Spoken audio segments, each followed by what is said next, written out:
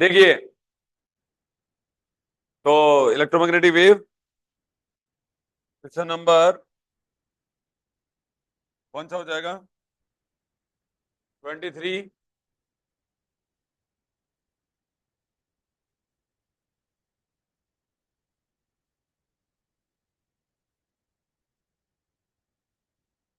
ये देखिए बच्चों,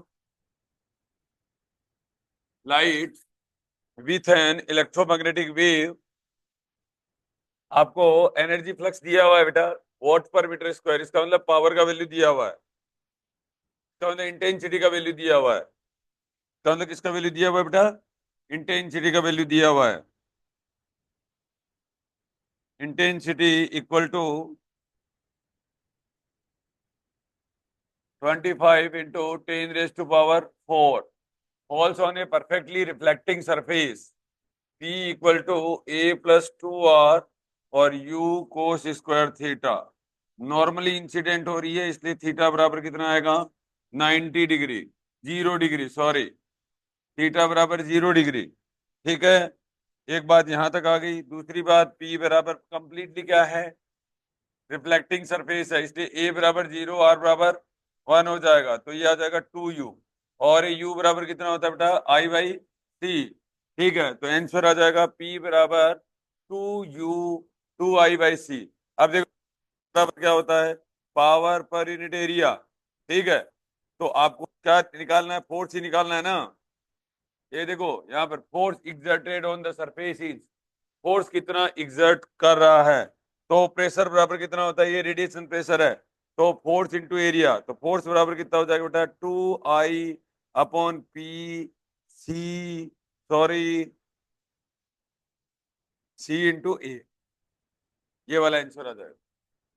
ठीक है, एक पहले भी यहाँ से सवाल आ चुका है, आ चुका ना।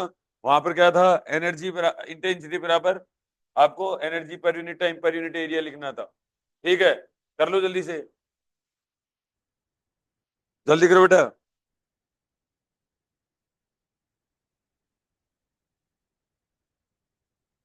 अच्छा सॉरी, ये गलत लिख दिया ना। प्रेशर बराबर होता है force per unit area, pressure बराबर होता है ना फोर्स पर यूनिट एरिया।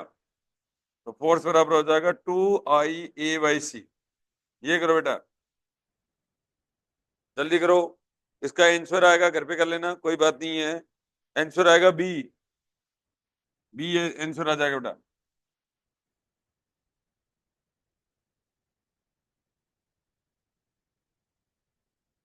ये रही बेटा।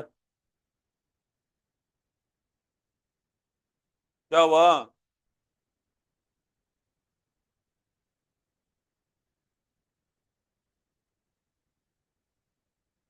चले आगे।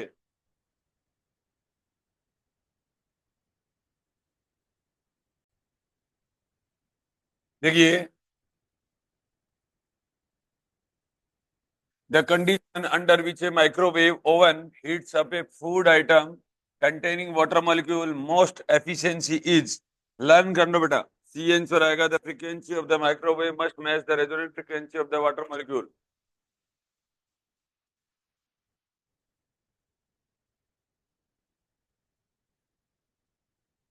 the frequency of microwave, microwave की जो फ्रीक्वेंसी है, ठीक है, वो resonant frequency of water molecule के बराबर होनी चाहिए। लर्न कर लो। अगर इस तरीके का सवाल आ जाए तो आंसर करना है सी आपको।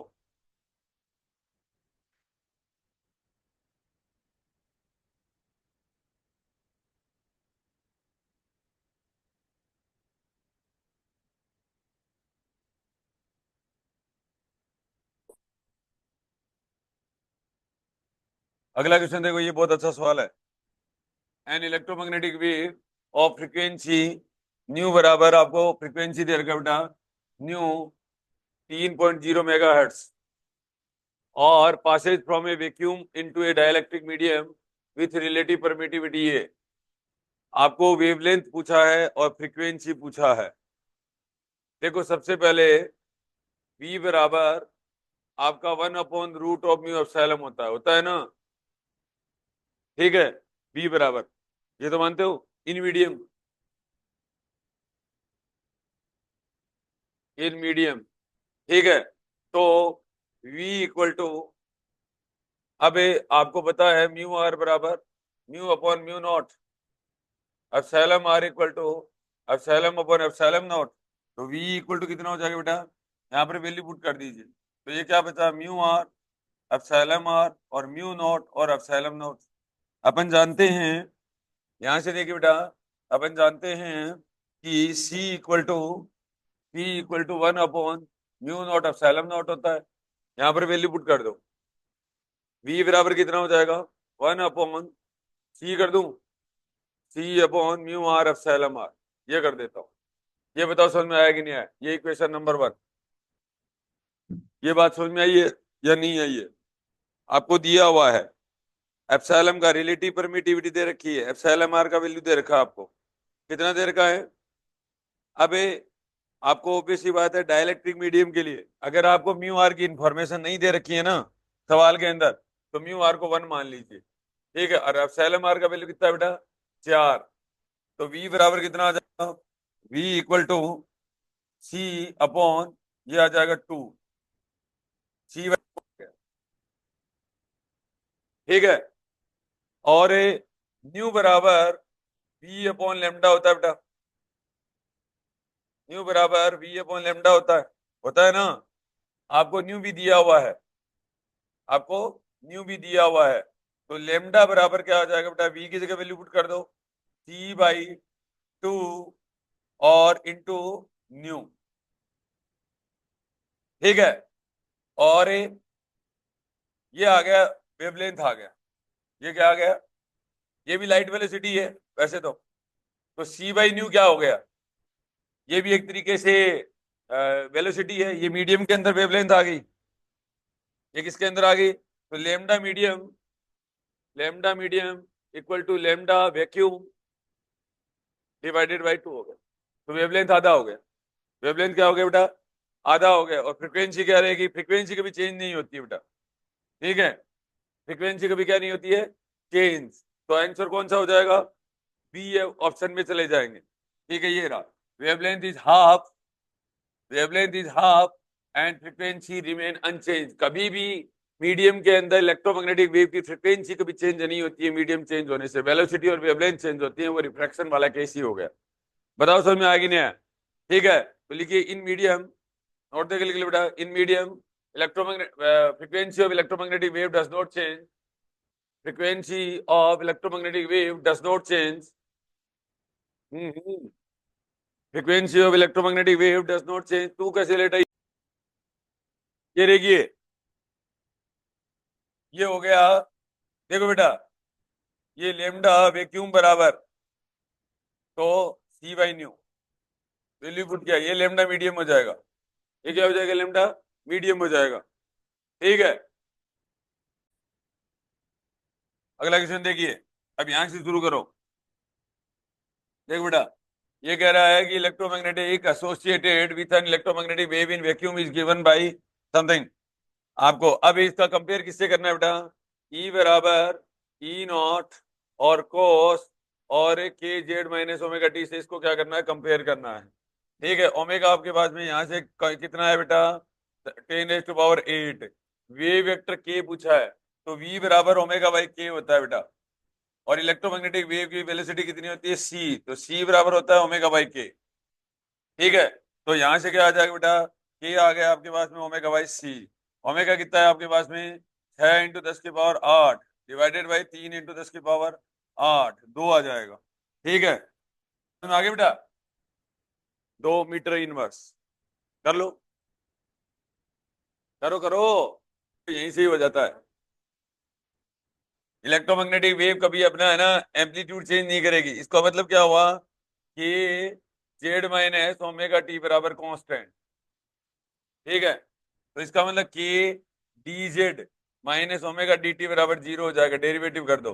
तो D Z upon D T को ही कह रहे हैं वीपी, फेज वेलोसिटी बोला जाता है, और ओमेगा बाई के, और इसी को अपन ने इलेक्ट्रोमैग्नेटिक वेव सी से करती है, तो सी बराबर ओमेगा बाई के कर लो। कांस्टेंट का मतलब क्या है बताओ, के जेड माइनस ओमेगा टी का मतलब, कांस्टेंट का मतलब क्या है, phase velocity does not change with respect to time, optics की भाषा में इसको क्या बोला जाता है? कोहेरेंट सोर्स बोला जाता है। अगला देखो, अब देखो बेटा, ए कहने पहले नोट देके लिखो, इसके अंदर फिर कॉपी में लिख लो, नोट देके लिखो बेटा, नोट देके लिखिए। अक्सरे रेडिएशन, एक एक 4x4 की टेबल बना लो बेटा। आपको एक बार वेवलेंथ रेंज और करवा देता हूँ, क्योंकि ये सवाल आता ही है। वेवलेंथ इन मीटर, ठीक है बेटा। यहाँ पर आ जाएगा अक्सरेज पहला, बस 4 ही रख लो, इससे पता चल जाएगा आपको। 1 × 10⁻⁻11 metre to 10⁻³ × 10⁻⁻8 metre. Gamma rays की कल अपन ने लिखी थी, 10⁻⁻, देखो गामा रेज भी लिख लेना बेटा, 10⁻⁻14 मीटर टू 10⁻⁻11 मीटर। तीन तीन का अंतर वाला बात बताई थी ना, गामा रेज, ठीक है। और अक्सरेज हो ही गया। माइक्रोवेव्स, अब आप विजिबल का पता है आपको, विजिबल का क्या है पता? अक्सरेज हो गया। Ultraviolet, gamma ray अक्सरेज ultraviolet, ultraviolet का क्या होता है बेटा? बताया था ना कल, 3.66 ×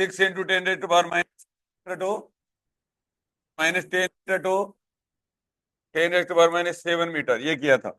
विजिबल का आपको पता है बेटा? विजिबल का कितना होता है?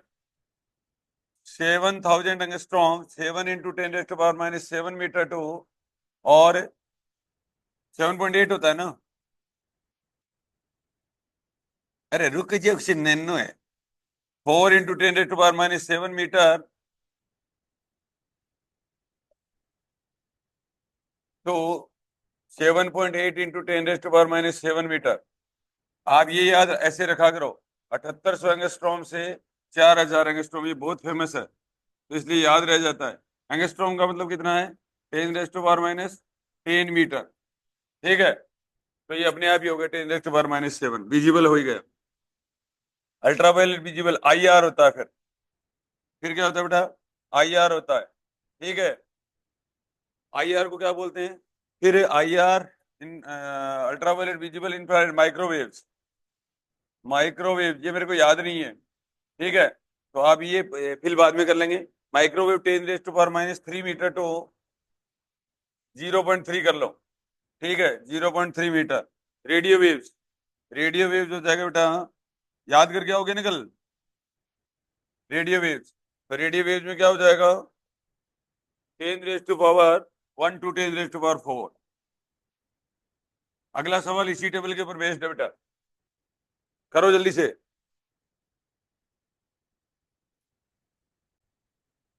अब याद रहेगा ये, देखो gamma rays, X rays, ultraviolet, visible, infrared, microwave, radio wave. आप ये एक बार वेवलेंथ रेंज लिख लीजिए, लिख लोगे? अब याद रखना, ठीक है। अब अपन ने एक ही लाइन छोड़ी है, तो कोई बात नहीं है, ये अपने को पता लग जाएगा, क्योंकि बाकी तीन का पता लग जाता है, चौथे का पता लगना आसान हो जाता है। तो रिमेनिंग जो बच गई वो कौन सी हो जाएगी बेटा? कौन सी हो जाएगी? अल्ट्रावायलेट की हो जाएगी, ठीक है ना, वो मैं बता दूंगा आपको, ठीक है। अगला देखिए, ये सवाल देखिए बेटे, ratio of amplitude of magnetic field, B बराबर ई नोट बाई सी ना, ये लो, ठीक है। बी बराबर ई नोट बाई सी, तो कौन सा हो जाएगा? Reciprocal of the speed of the light in vacuum, ठीक है। आपको B not by E not पूछा है बेटा, ये पहले भी आया हुआ सवाल है, ठीक है। तो reciprocal of the speed of the light in vacuum, B option.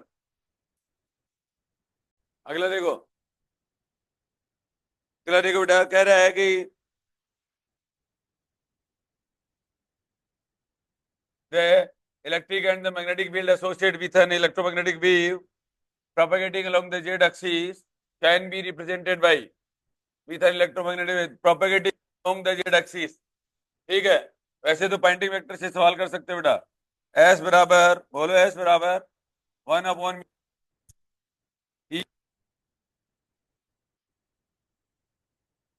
अब कह रहा है जेड के बना चाहिए, ये तो ऑब्वियस सी बात है।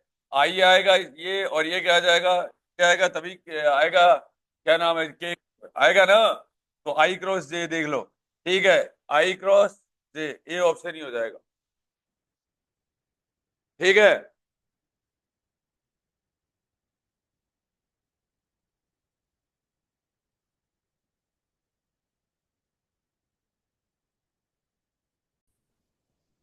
ये देखिए ये भी लिख सकते हो, V बराबर ई क्रॉस बी, कल किया था ना, ई क्रॉस बी। ठीक है, तो ये जो होता है ना अलोंग जेड एक्सिस, ये यही वाली बात है, ये भी एक ही बात है। तो V बराबर ई क्रॉस बी, ये भी लिख लो ऑल्सो, V बराबर ई क्रॉस बी।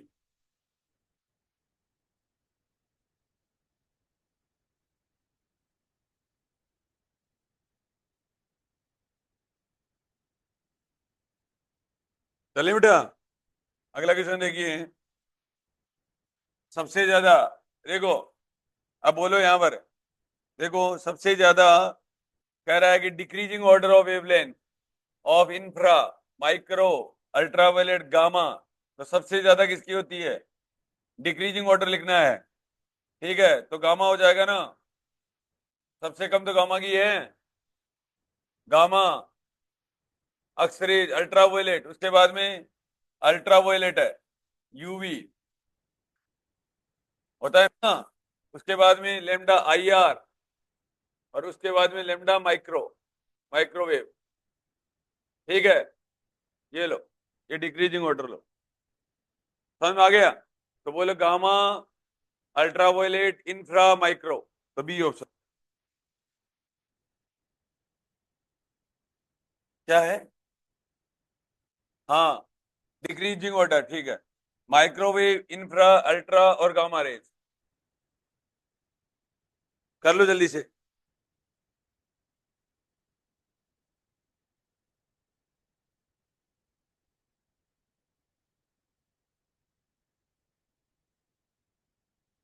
सबसे ज्यादा माइक्रो की हो गई ना, उसके बाद में आईआर की, उसके बाद में अल्ट्रावायलेट की, उसके बाद में गामा की, तो उल्टा कर दो, माइक्रो, इंफ्रा, अल्ट्रा और गामा, सबसे कम wavelength.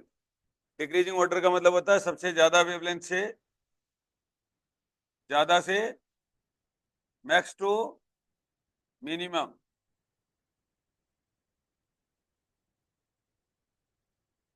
Max to minimum.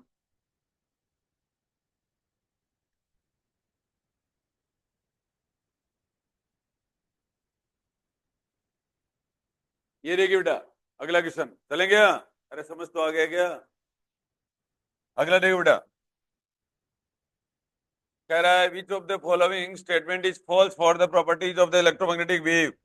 Electromagnetic wave, देखो both electric and magnetic field vector attain the maxima and minima at the same place and the same time. ठीक है, या तो दोनों ही मैक्सिमम होते हैं और या दोनों ही क्या होते हैं? मिनिमम होते हैं। क्या पूछा है? फॉल्स स्टेटमेंट पूछा है, तो ये आपका सही स्टेटमेंट हो गया ना। ठीक है, दोनों ही एक मैक्सिमम आते हैं, दोनों ही क्या होते हैं? मिनिमम होते हैं। ये देखो याद भी कर लेना, लर्न भी लिख लेना। The energy in electromagnetic wave is divided equally between the electric and magnetic field, बिल्कुल सही बात है ये भी। Both electric and magnetic field vector are parallel to each other, ये गलत हो गया, पैरेलल नहीं होते हैं, परपेंडिकुलर होते हैं। ठीक है, and perpendicular to direction of propagation of wave, these wave do not require any, ये भी सही बात है, लिख लो ये।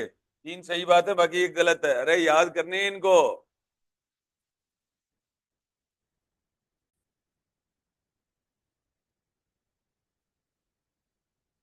ये का आंसर देखो, इधर देखो, देखो बेटा, सब इंटेलिजेंट बच्चे वैसे तुम, कंपेयर किससे करना है? ई वेक्टर बराबर ई नॉट और कोस ओमेगा टी और प्लस के एक्स से करना है बेटा। ठीक है, ओमेगा यहाँ से कितना आ गया? 10⁻⁷। के क्या हो गया बेटा? के आपका के ही है ना? के आपका के ही दे रखा है इन्होंने। अब यहाँ देखो, द वेवलेंथ एक्सिस, आप है ना ये सारी वैल्यू निकालो वैसे तो। ठीक है, द वेव नंबर देखो, v बराबर ओमेगा बाय के ना, और के बराबर 2 पाई अपॉन लैम्डा। के आपके पास में है? हाँ है। हाँ तो भाई वही पूछ रहा हूँ, तो न्यू बराबर सी बाई लेमडा से कर लेंगे। देखो बेटा, न्यू बराबर सी बाई लेमडा से कर लो।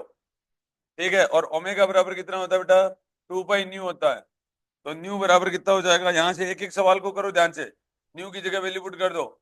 न्यू बराबर हो जाएगा ओमेगा अपॉन 2 पाई, ओमेगा अपॉन 2 पाई बराबर सी अपॉन लेमडा। यहां से लेमडा निकालो बेटा, यहां से क्या निकालो, लेमडा निकालो। Omega upon 2 pi equal to C by lambda. तो यहां से आप निकालिए, लेमडा निकल जाएगा बेटा। लेमडा का मेरे को वैल्यू बताइए आप, कितना आया, 188.4 आएगा। ठीक है, 188.4 मीटर आएगा बेटा, नहीं आ रहा है, आएगा ये, करो जल्दी से, तुम भी कर लो। ठीक है, अब ये आपको बताया बेटा, अभी बताया था सी बराबर ओमेगा बाई के ना। ठीक है, आपके पास में ओमेगा है ही, और ये के आ जाएगा यहां से, हाँ के आ जाएगा ओमेगा बाई सी। ठीक है, तो के आपका जो आंसर आ रहा है 0.003 रेडियन। तो इसका मतलब ये भी सही बात है और ये भी सही बात है। ठीक है,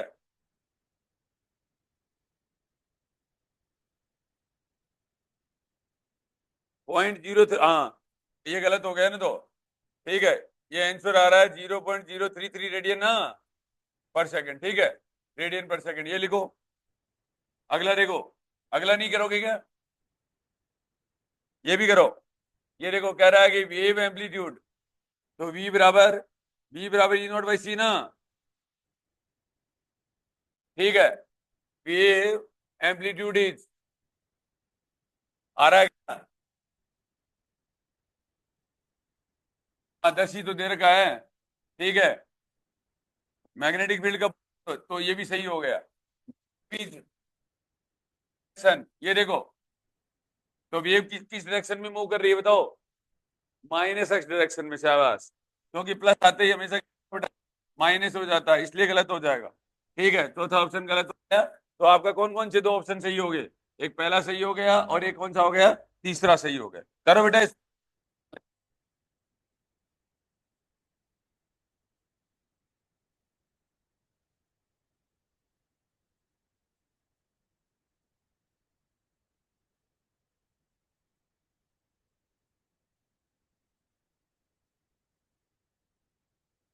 नहीं आएगा समझ में, 5 मिनट तुम आराम करोगे कि एक बार, आगे एक सवाल तो कर लो। तू है ना एक ही रफ कॉपी में क्यों काम करती है तुम तेरी में कर, तू तेरी में कर बेटा, संतोष को पढ़ने मत देना बेटा, तू तेरे में कर। तुम्हारे को वो आंसर शीट एक ही मिलेगी क्या दोनों को, मिलके भरनी है क्या, आगे की कैलकुलेशन करो, कैलकुलेशन से बहुत बेहतर है। और महाराज क्या हाल चाल? और पहचान लिए, क्यों नहीं पहचानूंगा आपको, और बताओ, पैर कहाँ है आपके? बढ़िया है। नया खोल लिया हमने,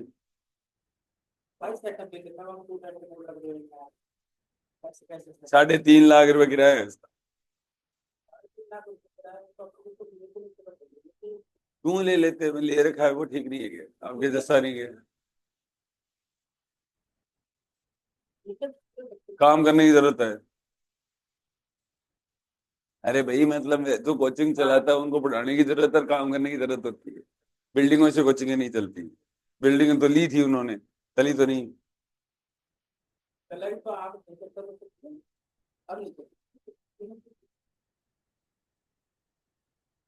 और बताओ, अरे विजय, चाय पानी पिला रहे?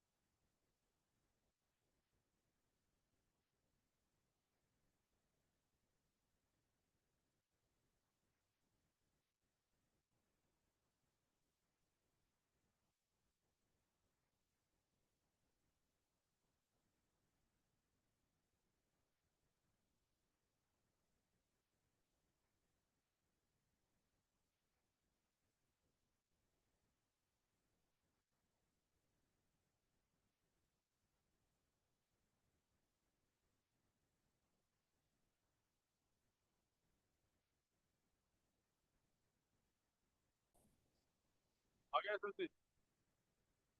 आगे वाला सवाल देखो, ये वाला देखो, ये तो हो गया होगा, हो गया क्या? तो के एक्स ओमेगा टी और माइनस के एक्स से क्या करना है, कंपेयर करना है। ओमेगा का वैल्यू दे ही रखा है, के का वैल्यू आपको दे ही रखा है, ठीक है। ये के एक्स हो गया ना, अरे ये पूरा के एक्स हो गया। अब आपको पूछ रखा है कि फ्रीक्वेंसी कितनी होगी, तो ओमेगा बराबर कितना हो गया, 2 पाई इंटू 10⁻6 हो जाएगा, ठीक है। तो फ्रीक्वेंसी न्यू बराबर कितना हो जाएगा, ओमेगा बराबर 2 पाई न्यू बराबर 10⁻6 हर्ट्ज आ गया ना, एक तो ये आ गया। अब आपको कह रहा है कि पॉजिटिव एक्स डायरेक्शन में, मैं नेगेटिव है बताओ। पॉजिटिव एक्स डायरेक्शन में तो मूविंग अलोंग एक्स डायरेक्शन तो सब में ही देर का, अच्छा ठीक है, ये दो ही हो सकते हैं वैसे तो, ठीक है। तो इलेक्ट्रोमैग्नेटिक वेव, ठीक है, तो ये हो सकते हैं, 10⁻6 भी है वेवलेंथ, और निकाल लो तो क्या होता है बताओ। ओमेगा बराबर 2 पाई न्यू, और न्यू बराबर सी अपॉन लेमडा, तो 2 पाई सी अपॉन लेमडा। ओमेगा आपके पास में है ही, ठीक है, यहाँ से लेमडा निकल जाएगा। कितना है आंसर, कितना आ रहा है, 300। क्योंकि ये ओमेगा बराबर 2 पाई न्यू, न्यू बराबर सी अपॉन लेमडा, इसकी जो वेलोसिटी है ना वो सी नहीं है, वी है। वी बराबर ओमेगा बाई के होता है, ठीक है। हर वेव का, इलेक्ट्रोमैग्नेटिक वेव का लाइट वेलोसिटी से मूव करना जरूरी नहीं होता है, तो हम आगे मेरी बात को, वो वी से करती है, वी बराबर ओमेगा बाई के होता है, ठीक है ना। तो इसलिए ये आ रहा है, ठीक है बेटा। तो यहाँ से देखो, के बराबर 2 pi upon lambda, K equal to 2 pi upon lambda, इससे आ जाएगा ना। तो कितना आंसर आ रहा है, 200 आ रहा है, कर लीजिए। वी बराबर ओमेगा बाई के से आते हैं ये सवाल, ठीक है। अब देखो यहाँ से, अबे आप न्यू बराबर सी अपॉन लेमडा से क्यों नहीं आया आंसर, ये सवाल है।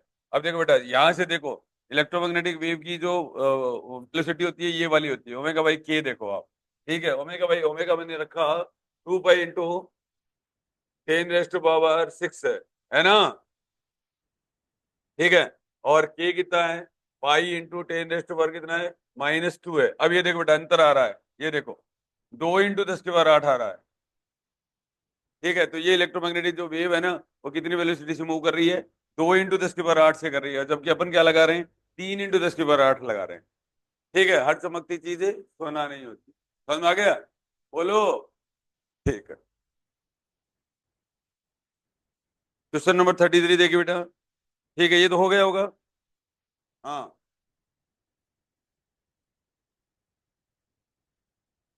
Velocity of electromagnetic radiation in a medium of, तो v बराबर कितना हो जाएगा, v बराबर वेलोसिटी ऑफ v बराबर रूट ऑफ म्यू एप्सिलॉन ना, ठीक है। और इसको क्या लिख सकते हैं बेटा, म्यू आर बराबर mu upon epsilon mu not, epsilon R बराबर एप्सिलॉन अपॉन एप्सिलॉन नॉट ना। तो म्यू की जगह वैल्यू पुट कर दो, तो म्यू आर एप्सिलॉन नॉट और म्यू नॉट का रूट हो जाएगा। और ये सी का वैल्यू क्या होता है, 1/म्यू नॉट एप्सिलॉन नॉट, ठीक है। तो ये यहाँ से क्या था, बी बटे सी म्यू आर एप्सिलॉन, इसको ऐसे भी कर सकते हैं। चलो बेटा, नहीं समझ में आ गया, पीजा जी, करो तो। अगला देखो बेटा, ये देखिए, the electric and magnetic field of electromagnetic wave are, बताओ, हाँ, इसका आंसर बताओ, ठीक है से, तुम बताओ, ठीक है से, हाँ, ठीक बोला था वैसे तो, पूरा भी नहीं है, कॉन्फिडेंस नहीं था लेकिन, ठीक है। ये देखो बेटा, ये तीनों एक दूसरे के परपेंडिकुलर होते हैं, पहली बात तो, ये तीनों एक दूसरे क्या होते हैं, ये देखो, ये इस साइड बी होता है, इस साइड ई होता है, इलेक्ट्रिक फील्ड होता है, और ये क्या होता है, प्रोपगेशन वेक्टर होता है, ठीक है। और इसको आप ऐसे भी लिख सकते हो, वी बराबर बोलो ई क्रॉस बी, एक फॉर्मूला, और एस बराबर 1/म्यू नॉट ई क्रॉस बी, इसी का ही मतलब होता है, ये तीनों एक दूसरे के क्या होते हैं, परपेंडिकुलर होते हैं। इन दोनों फॉर्मूला का मतलब ये होता है, तीनों एक दूसरे क्या होते हैं, परपेंडिकुलर टू ईच अदर, ठीक है। इसका मतलब ये होता है, पहली बात। दूसरी बात ये देखो, इन फेज का मतलब ये होता है बेटा कि एक साथ ही मैक्सिमा करते हैं, एक साथ ही मिनिमा। ये देखो, यहाँ पर इस पर्टिकुलर टाइम पे ये क्या है, मैक्सिमा है, यहाँ पर देखो, तो इसी टाइम पे के ऊपर मैग्नेटिक फील्ड भी क्या जाता है, मैक्सिमा हो जाता है, ठीक है। इसलिए कल आपने एक सवाल गलत भी किया था इसका, कि एक साथ मैक्सिमा करते हैं, वो फेज की बात करता है। वो किसकी बात करता है? फेज की बात करता है। तो इन फेज रहते हैं हमेशा, 0 डिग्री का फेज होता है। ठीक है, 0 डिग्री फेज का मतलब क्या होता है बेटा? कि मैग्नेटिक फील्ड और इलेक्ट्रिक फील्ड एक दूसरे के साथ चलते हैं, एक साथ चलते हैं। वो मैक्सिमा है तो वो भी मैक्सिमा हो जाता है, वो मिनिमा है तो वो भी मिनिमम होता है। और फेज आगे पीछे होने का मतलब क्या होता है? फेज आगे पीछे होने का मतलब जानते हो बेटा? फेज आगे पीछे होने का मतलब ये होता है, देखो ऐसे होता है कि जैसे सपोज करो कोई वेव है, यहां से शुरू की, और दूसरी कोई वेव है, वो यहां से शुरू की, देखो यहां से ऐसे ऐसे शुरू की, तो ये देखो ये वाला फेज होता है बेटा। ये वाला क्या होता है? फेज होता है। एक 0 डिग्री से स्टार्ट कर रही है, कहां से शुरू कर रही है? ये देखो पीछे से शुरू कर रही है, ये देखो इसका इसका ये 0 डिग्री यहाँ आ रहा है, तो ये फेज कहलाता है। ये क्या कहलाता है? फेज कहलाता है, आगे पीछे चलना। ठीक है, और तो इलेक्ट्रोमैग्नेटिक वेव के अंदर कभी आगे पीछे नहीं चलते, एक साथ इलेक्ट्रिक फील्ड और मैग्नेटिक फील्ड हमेशा क्या रहते हैं? सेम फेज में रहते हैं। समझ में आ गया? कर लो बेटा। अब देखो, अब दूसरी चीज है ना, जितनी देर आप है ना मुस्कुराते रहते हो ना एक दूसरे की तरफ, उतनी देर में सवालों को गलत किया करो पहले तो। देखो उनके अंदर भी कुछ चीजें मिल जाती हैं आपको। देखो, इन अपोजिट फेज इसलिए गलत हुआ, परपेंडिकुलर टू ईच अदर में कोई दिक्कत नहीं, परपेंडिकुलर टू ईच अदर में कोई दिक्कत नहीं। ठीक है, इन आउट ऑफ फेज बोला इसने, इन अपोजिट फेज बोला। अपोजिट फेज का मतलब क्या होता है? एक 0 डिग्री से शुरू करना और एक 180 डिग्री से शुरू करना, उसको बोलते हैं अपोजिट फेज। पाई का डिफरेंस बोलते हैं, क्या बोला जाता है? पाई का फेज बोला जाता है बेटा। इन फेज वाला, इन अपोजिट फेज, ये भी गलत बात बोल दी। ठीक है, पैरेलल टू ईच अदर तो बिल्कुल ही नहीं होता है। ठीक है, इसकी तो यही बात गलत है। ठीक है, इसकी तो ये वाली बात भी गलत होती है। ठीक है, in phase and parallel to each other, in phase तो सही है इसका, लेकिन ये वाला मामला गलत है इसका। ठीक है, आगे भी समझे? आया क्या? सवालों को ऐसे पढ़ोगे तो काम चलेगा।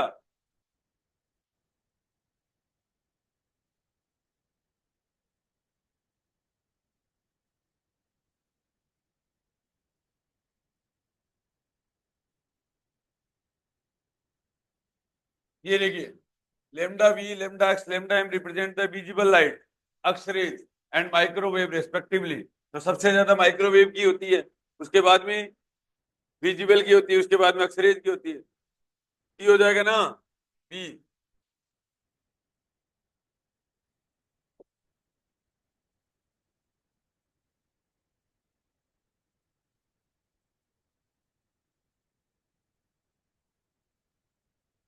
ये आपको अगला सवाल देखो बेटा, ये कह रहा है we consider the radiation emitted by the human body, emitted by the human body, which one of the following statement is true. आप लर्न कर लेना, the radiation emitted is in the infrared region, learn कर लेना, पहला option सही है इसका।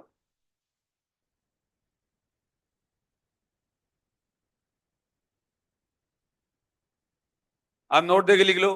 देखिए, everybody at all time, solution में लिख लो बेटा। देखिए, everybody at all time, everybody at all time,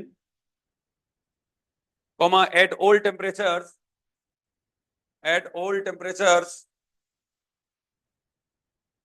emit radiation,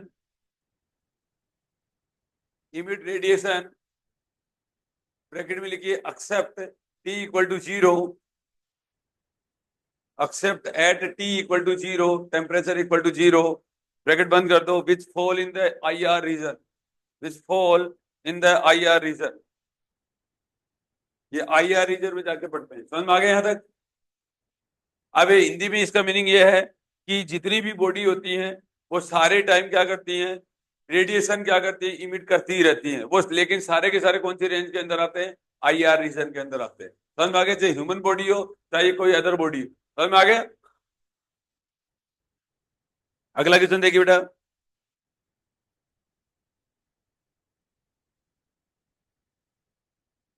कह रहा है which of the following rays are not electromagnetic wave. ये तो आपको समझ में आता ही है।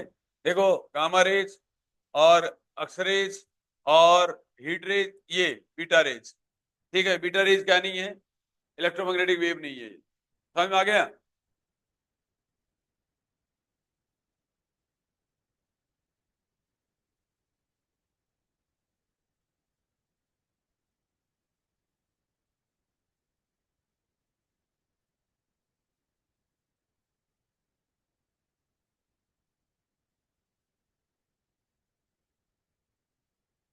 अब देखो, आप ऐसे लिख सकते हो बेटा, इसमें ऐसे लिख लीजिए, बीटा रेज, देखिए, beta rays also known as beta radiation, beta rays are also known as beta radiation,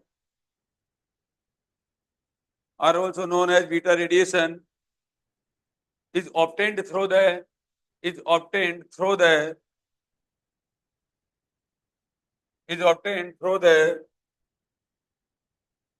emission of an electron.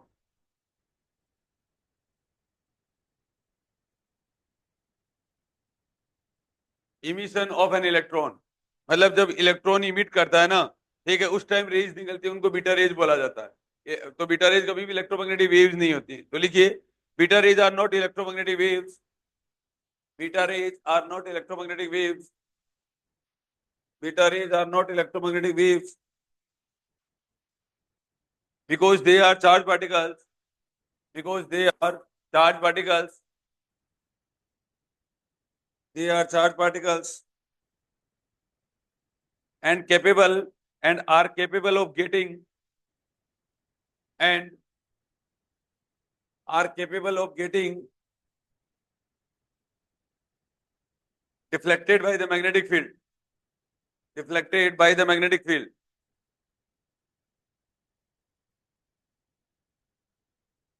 ठीक है, ये भी पूछा जा सकता है कि मैग्नेटिक फील्ड से डिफ्लेक्ट होती हैं, इलेक्ट्रोमैग्नेटिक वेव तो डिफ्लेक्ट नहीं होती हैं, बट बीटा रेज होती हैं। ठीक है, ये देखो एक नया सवाल है। ठीक है, अगला लिखिए, these rays are not pure energy as a photon. आगे और लिख लो, these rays are not pure energy as a photon.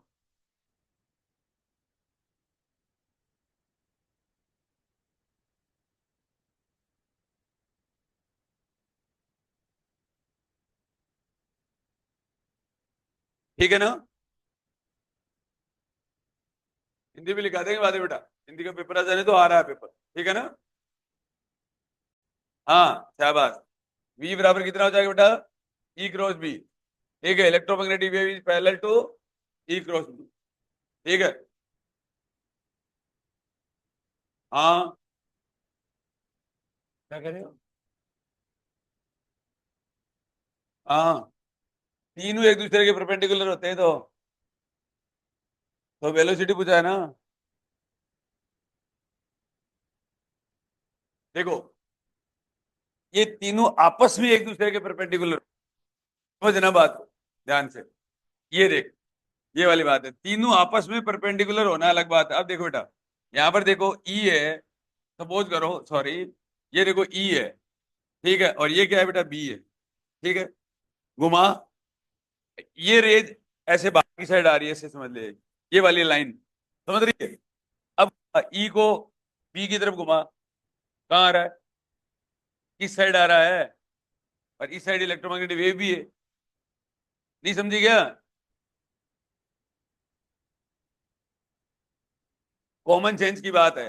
मैं ऐसे कह रहा हूँ, इलेक्ट्रोमैग्नेटिक वेव इस साइड ऐसे मूव कर रही है, ऐसे ही तो मूव करती है इलेक्ट्रोमैग्नेटिक वेव है।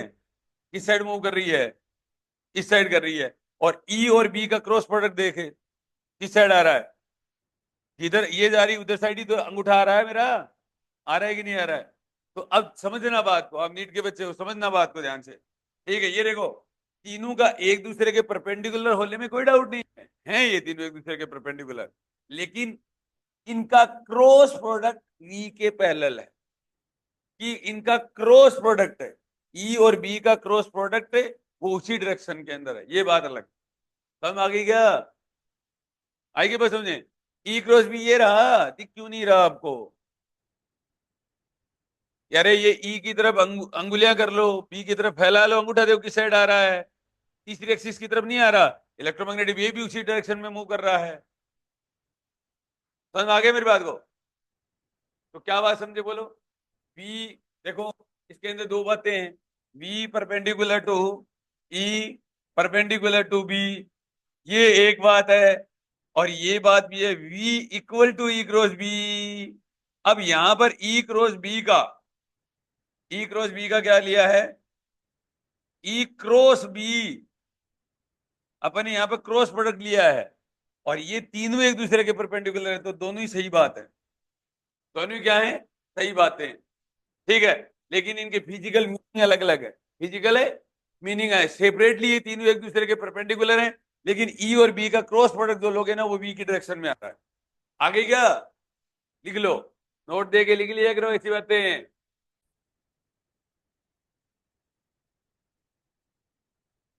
What is the green house effect, बताओ क्या होता है। यूवी, जानते भी होगे क्या होता है ग्रीन हाउस इफेक्ट, क्या होता है, लिखो, नोट दे के लिखो बेटा। देखिए, एज द इलेक्ट्रोमैग्नेटिक रेडिएशन, थोड़ी सी बड़ी लैंग्वेज है, ध्यान से रखना। As the electromagnetic radiation, as the electromagnetic radiation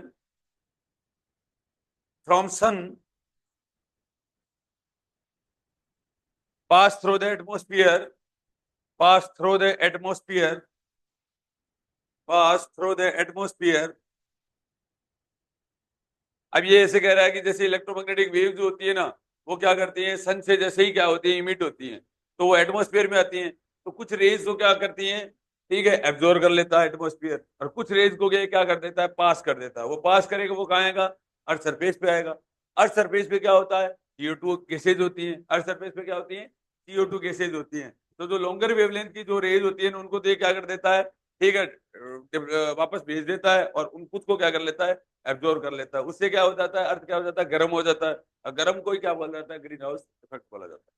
ठीक है, तो लिखिए बेटा, absorb pass through the atmosphere, comma, some of them are, some of them are absorbed by it, absorbed by it, while other reach the surface of earth, while other reach the surface of earth।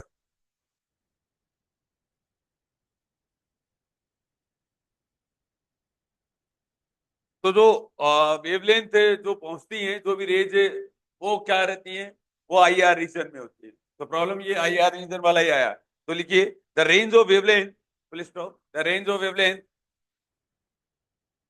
The range of wavelength which reaches earth, which reaches earth lies in IR region, lies in IR region।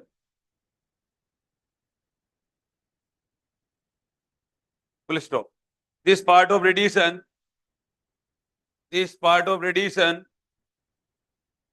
this part of radiation from the sun, from the sun has shorter wavelength, has shorter wavelength,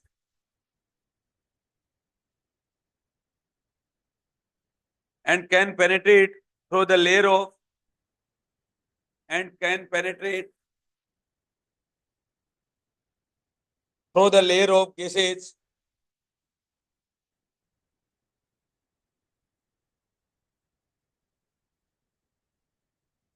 layer of gases like CO2,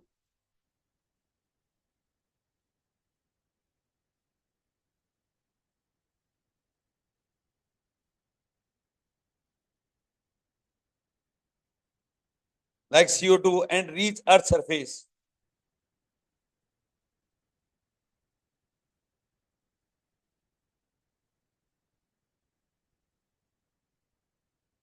But the radiation from the Earth, but the radiation from the Earth being of longer wavelength, being the longer wavelength,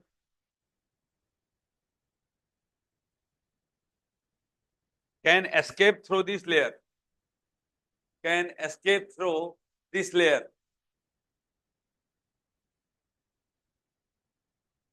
Full stop। As a result, as a result, the Earth's surface gets warm, the Earth's surface gets warm। Full stop। This is known as, this is known as greenhouse effect। ये देखो बेटा, ये कह रहा है, आपको समझ में आया होगा कि जैसे सपोज करो ये अर्थ है बेटा, अर्थ से जो रेडिएशन होते हैं ना, अर्थ से जो रेडिएशन जो क्या होते हैं, इमिट होते हैं, वो लॉन्गर वेवलेंथ के होते हैं। वो क्या होते हैं, लॉन्गर वेवलेंथ के होते हैं, ठीक है, जो कि अपने को बचाते रहते हैं, जो कि अपने को क्या करते हैं, अनवांटेड रेडिएशन से क्या करते रहते हैं, बचाते रहते हैं। जबकि सन से जो रेज आती हैं, सन से जो रेज होती हैं वो शॉर्टर वेवलेंथ होती है। क्या होती है? शॉर्टर वेवलेंथ होती है। और यहाँ एक CO2 की एक लेयर होती है, CO2 की क्या होती है, लेयर होती है। उसको ये क्या कर सकते हैं, पेनिट्रेट कर सकते हैं, उससे ये क्या कर सकते हैं, पेनिट्रेट कर सकते हैं, इधर पेनिट्रेट कर सकते हैं। तो पेनिट्रेट करेंगे तो क्या हो जाएगा, इससे क्या हो जाता है, अर्थ क्या हो जाती है, गर्म हो जाती है। तो इसीलिए कहा जाता है कि पेड़ पौधे लगाओ। समझ में आ गए? उसी को बोला जाता है ग्रीन हाउस इफेक्ट। है, दोबारा हिंदी में देखिए बेटा, सवाल ये है कि ग्रीन हाउस इफेक्ट क्या होता है, सवाल अपना ये है।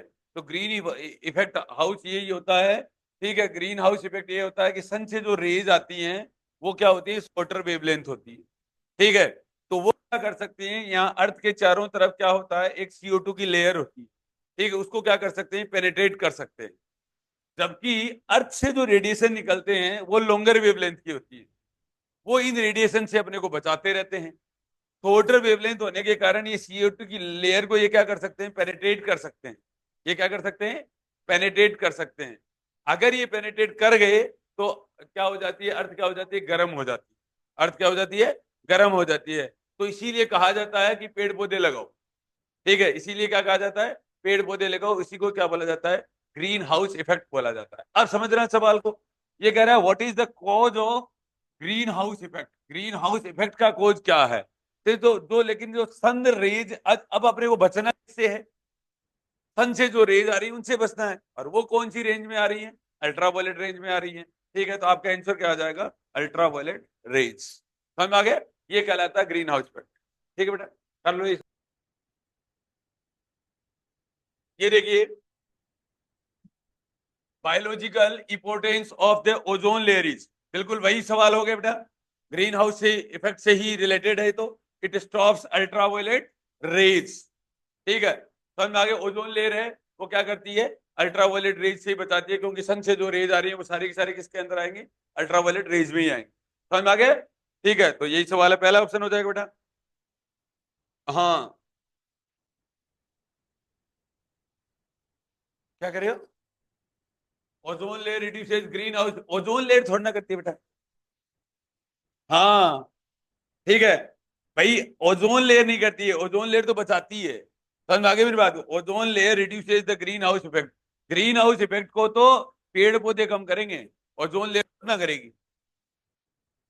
अरे पेड़ पौधे करेंगे, ओजोन लेयर थोड़ा ना करेगी, ठीक है। समझ में आ गया? तो आपका ये है, ऑनलाइन भी लिख लेना बेटा, याद करना है आपको, सीधा है सवाल तो कर देना है। आप ही पेन कॉपी चलाते जाओ बेटा, आराम से, तुम भी बेटा ऐसे पेन पेन पेन। हाँ, द फ्रीक्वेंसी, अगला सवाल देखिए बेटा, अगला सवाल देखिए, the frequency order of gamma rays, X rays and ultraviolet.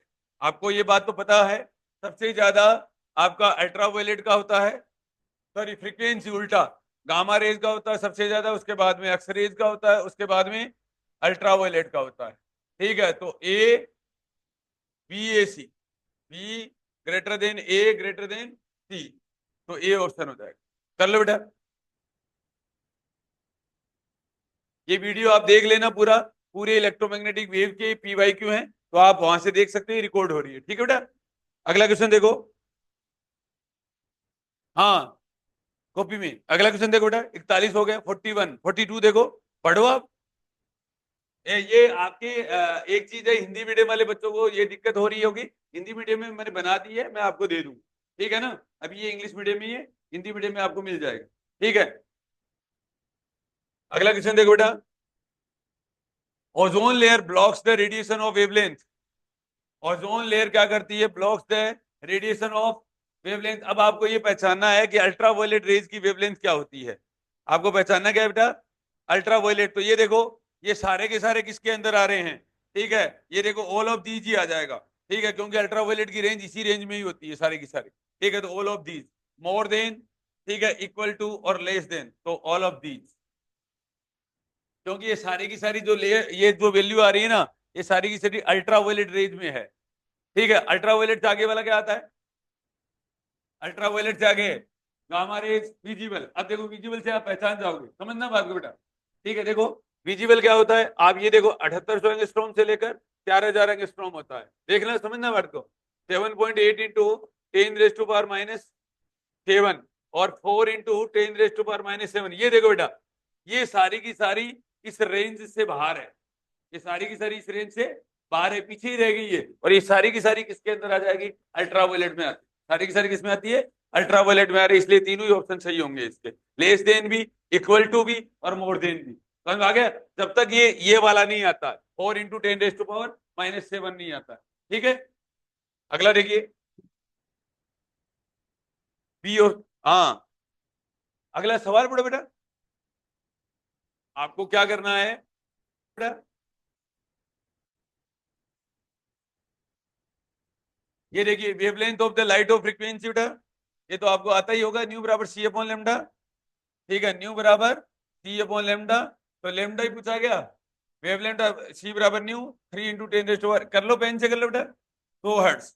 ठीक है, तो 3 इंटू 10⁻6, डायमेंशन क्या हो जाएगी? मीटर। तो बी ऑप्शन हो जाएगा। कर लो बेटा जल्दी से, न्यू बराबर सी अपॉन लेमडा कर लो। 43 हो गया, 44 देखो बेटा, 44 तो हो गया होगा। ये देखो बेटा, सवाल पढ़ लो। ये कह रहा है कि epsilon not mu not are the electric permittivity and magnetic permittivity in the free space, mu are the corresponding quantity medium, the index of the refraction of the medium is. ठीक है, तो ये तो वही वाली बात हो जाएगी, v बराबर रिफ्रैक्टिव इंडेक्स, n बराबर c अपॉन v बेटा। ठीक है, c का वैल्यू क्या होता है? 1/√ऑफ म्यू एप्सिलॉन होता है, और 1 कितना होता है? म्यू एप्सिलॉन होता है। तो ये क्या बच गया? n बराबर mu epsilon divided by mu not epsilon not, और ये क्या बच गया? Mu R epsilon R. ठीक है, n बराबर। ठीक है, कौन सा हो जाएगा? बी ऑप्शन हो जाएगा। ये यहीं से उठा लो, ये रहा। कर लो बेटा, जल्दी से कर लो, लिख लो ये आंसर की में, ये आपकी शीट है, आपको दे दी। रिफ्लेक्शन बोला जाता है। रिफ्लेक्शन हमेशा सेम मीडियम के अंदर होता है, समझ आ गया? रिफ्लेक्शन हमेशा क्या होता है?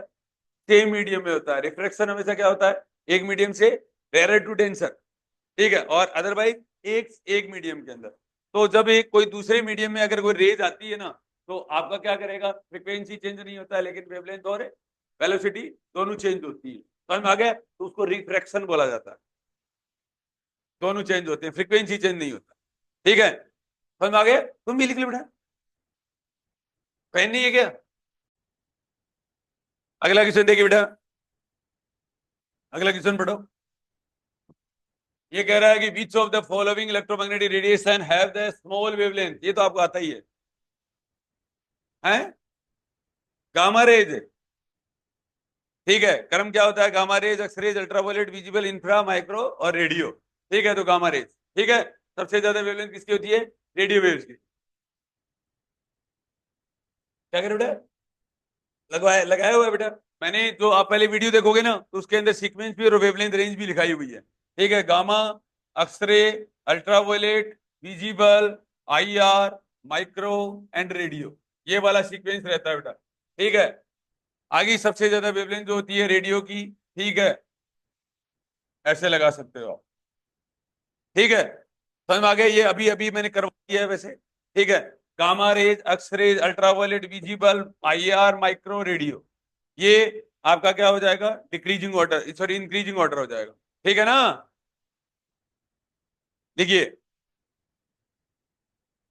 मैंने पीछे वीडियो के अंदर, अगर आप पूरा वीडियो देखोगे ना, तो वेवलेंथ रेंज लिखाई हुई है। ठीक है ना? ये वेवलेंथ रेंज है। सबसे ज्यादा gamma rays, X rays, ultraviolet, visible, IR, micro और रेडियो, ये वाली वेवलेंथ रेंज है आपको। ठीक है बेटा, वीडियो में देख लोगे। क्या कर रहे हो? कॉस्मिक रेज अलग चीज होती है। ठीक है, ये अपनी नहीं है, कॉस्मिक रेज आपके सिलेबस में नहीं है। ठीक है ना? हाँ, ऐसे तो कई जगह होती है, ऐसे तो नाम बहुत सारी जगह आएंगे। ठीक है ना? देखिए बेटा, चले आगे, अगला देखिए बेटा। ये कह रहा है एक signal emitted by an antenna, वैसे तो आपके सिलेबस में नहीं है ये, एंटीना का क्वेश्चन है, from a certain point can be received at another point of the surface in the form of, ठीक है, तो ये तो काई वेव और ग्राउंड वेव दोनों ही होती हैं, बोथ ए एंड बी, ठीक है।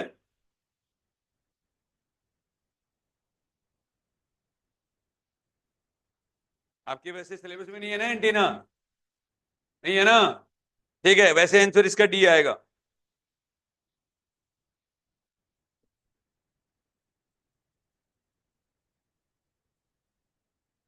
अगला देखिए, तो पेपर में देखो बेटा, पेपर में सवाल है, में लिखे हुए सवाल हैं। देखिए, the structure of the solid is investigated by using X rays, क्या कह रहे हो, क्या है, देखिए, तो आपका क्या हो जाएगा, स्ट्रक्चर एक्सरेज हो जाएगा, the structure of solid is investigated by using X-rays, answer लगाए बेटा। The frequency of electromagnetic which best represented by ये observe a particle of radius, wavelength की ऑर्डर का होना चाहिए, ठीक है, देखो particle size of particle equal to wavelength lambda, तो न्यू बराबर कितना होता है, न्यू बराबर होता है सी अपॉन लेमडा, तो लेमडा बराबर कितना होगा, सी बाई न्यू हो जाएगा, तो 3 × 10⁻⁸ डिवाइडेड बाई न्यू कितना दे रखा है आपको, अच्छा फ्रीक्वेंसी पूछा है, तो न्यू बराबर सी अपॉन रेडियस हो जाएगा, 3 × 10⁻⁴, तो 3 × 10⁻⁸ अपॉन 3 × 10⁻⁻⁴, ठीक है, तो ये आ जाएगा 10⁻12, ये कर लीजिए डी।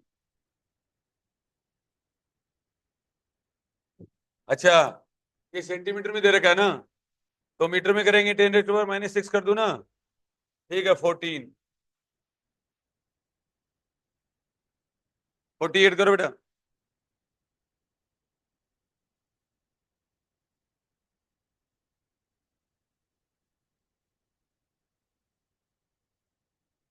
अगला सवाल देखिए,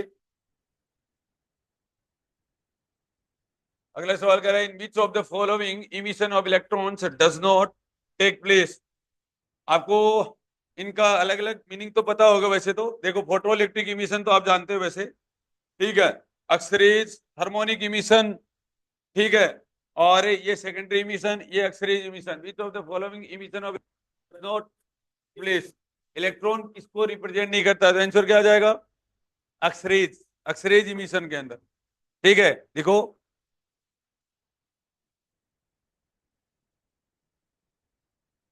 एक्सरेज इमिशन के अंदर इलेक्ट्रॉन नहीं निकलते हैं, ठीक है, फोटोन निकलते हैं, क्या निकलते हैं, फोटोन निकलते हैं, ठीक है, सेकेंडरी इमिशन के अंदर आपका कोई मेटेलिक प्लेट है ना, उससे अगर कोई इलेक्ट्रॉन अगर स्ट्राइक करता है, ठीक है, तो सरफेस से क्या करते हैं, इलेक्ट्रॉन निकलते हैं, ठीक है, तो आप ये लिख लीजिए, पहले हार्मोनिक इमिशन के एरो लगा के लिखो बेटा, मैं लिखा देता हूं थोड़ा थोड़ा, लिखिए, when a metal is heated, when a metal is heated, when a metal is heated to a high temperature, to a high temperature, comma the free electron gains kinetic energy, comma the free electron gains kinetic energy and escape from the surface of the metal, and escape from the surface of the metal, and escape from the surface of the metal,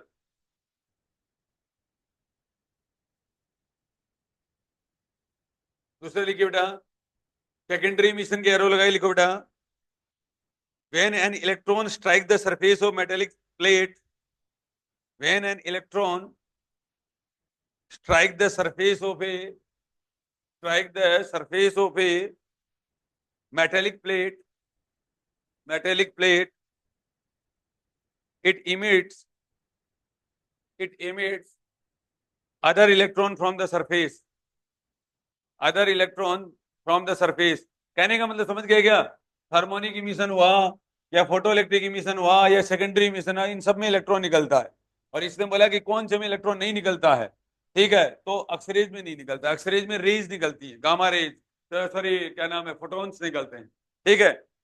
अगला देखिए बेटा, photo electric emission लिखिए, photo electric emission में arrow लगाए लिखिए, emission of electrons from the metal surface, emission of electrons from the metal surface, from the metal surface on irradiation,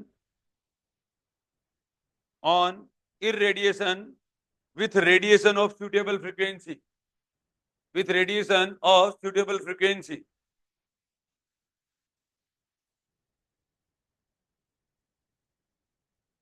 X-rays emission में लिखिए बेटा एरो लगा के, they are due to transition, they are due to transition in the inner energy level of the atom, in the inner energy level of the atom, ठीक है बेटा। अगला देखिए, लास्ट लास्ट क्वेश्चन है, which of the following electromagnetic waves radiation have the longest wavelength, ठीक है, क्या हो जाएगा, रेडियो वेव्स हो जाएगा। ये लास्ट सवाल था आपका।